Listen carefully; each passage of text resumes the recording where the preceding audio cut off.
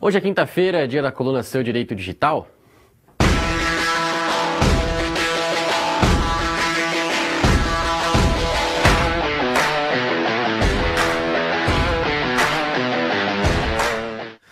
Leandro Alvarenga, que já está aqui conosco, muito boa noite. Boa noite, Bruno. Como está? Tudo bem, graças a Deus. Boa noite a todos de casa, espero que estejam todos bem.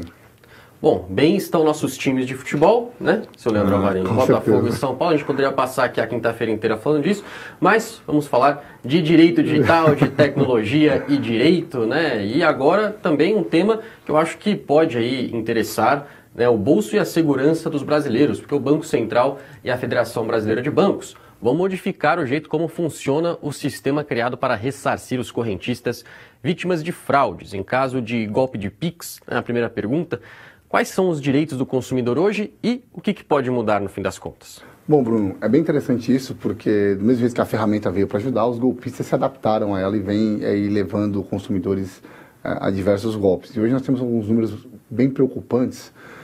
Por quê? Porque quando hoje você faz uma reclamação do Pix, você pode fazê-la até em 80 dias depois da suposta fraude, e aí o banco ele vai analisar, ele pode bloquear a conta corrente no qual foi feita ali a transação.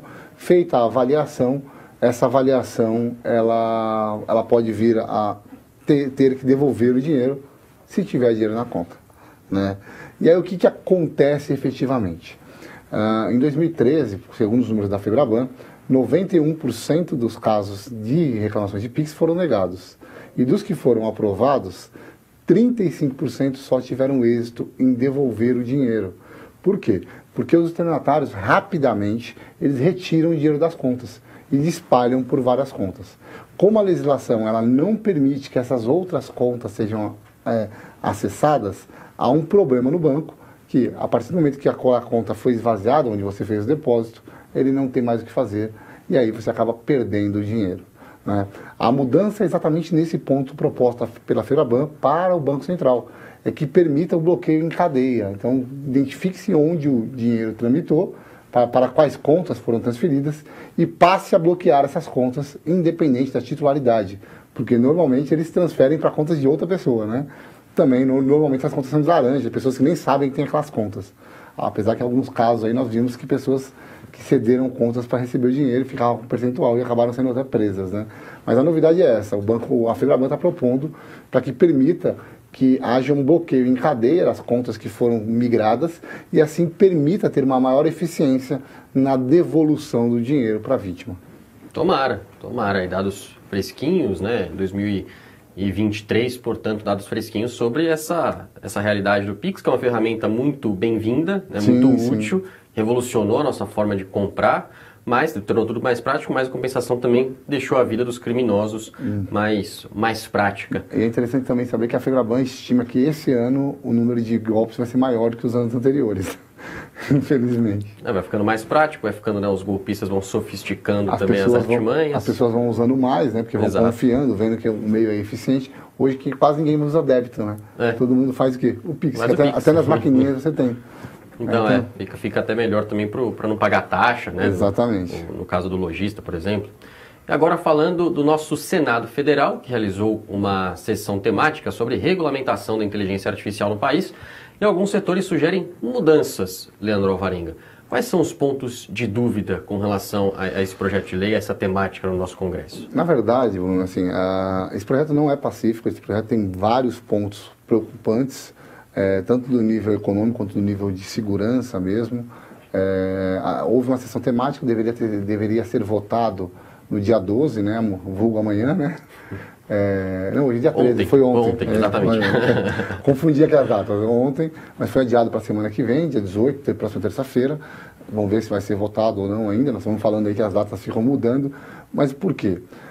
Existem vários pontos neles que estão sendo criticados por diversos segmentos da sociedade, pelo próprio judiciário, tem críticas, pelos bancos, instituições financeiras, áreas de tecnologia, tem críticas voltadas para direito, por exemplo, a criação de propriedade intelectual. Nós temos uma lei de propriedade intelectual, então está tendo sobreposição de norma, está tendo sobreposição com a LGPD, está tendo várias discussões de várias normas. Porque, lembra, nós sempre falamos aqui, a inteligência artificial é uma ferramenta.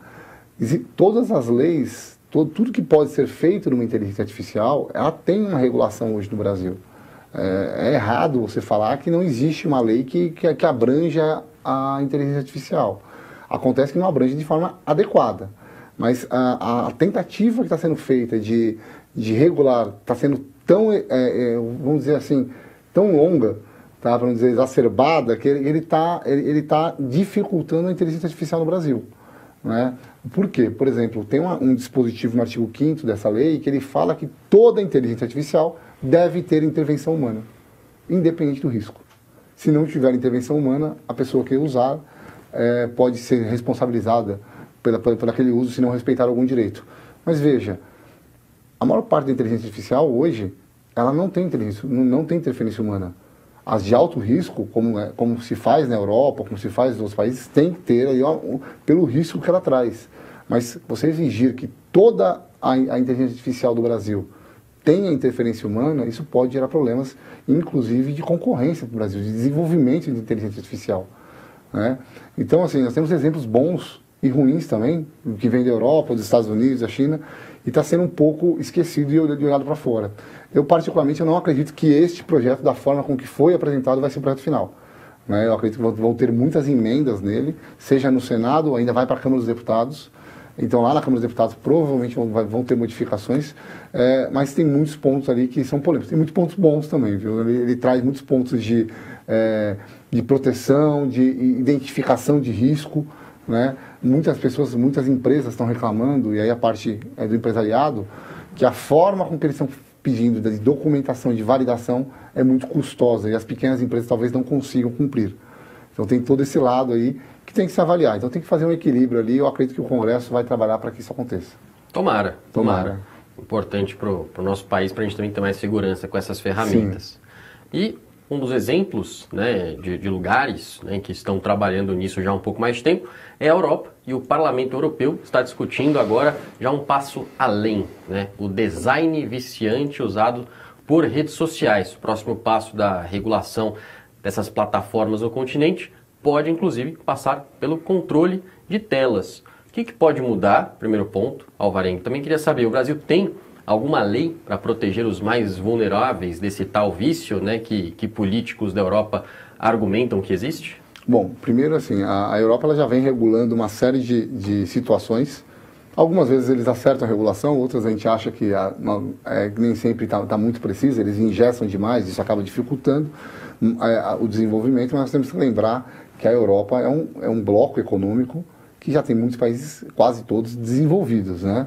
Então não estão na situação do Brasil, que está em desenvolvimento, então eles se permitem fazer isso, o que seria um risco muito grande para nós.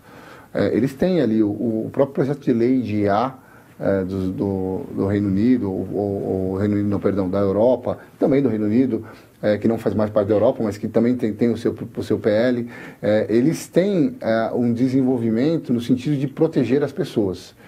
E nenhuma dessas normas hoje, no mundo, eles falam sobre design viciante. Não existe uma nomenclatura, uma legislação sobre isso. E aí a Europa, os comitês que olham para o abuso de práticas concorrenciais, de práticas comerciais com os consumidores, estão olhando para isso, principalmente porque há uma grande quantidade de jovens, crianças e adolescentes sendo viciadas em telas. E aí eles falam do sistema roleta, por exemplo, que onde você fica rolando a tela para baixo, e isso é um sistema viciante, isso induz o cérebro para que você possa criar vícios. Então, eles estão tentando começar uma discussão agora de criar mecanismos para coibir. Então,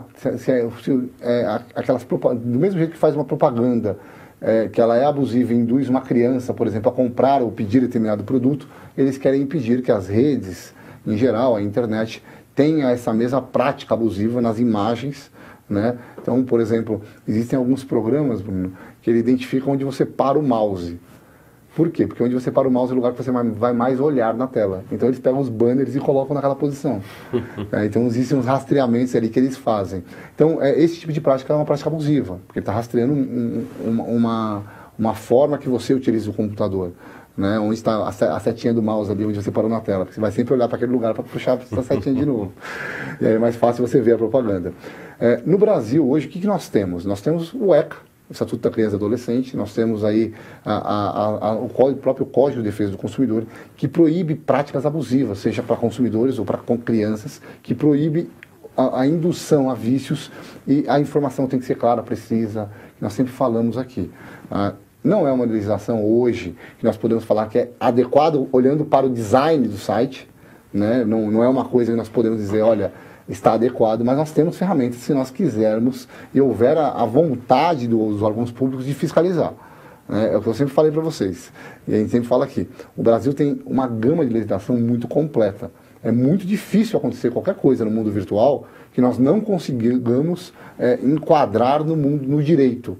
A questão é que, às vezes, a adequação não traz a punição correta ou não traz a responsabilização correta. E por isso são criadas leis específicas, como a Lei Geral de Proteção de Dados e agora buscando o marco de inteligência artificial. Mas nós temos aí o ECA e o Código de Defesa do Consumidor que nos ajuda bastante, Bruno.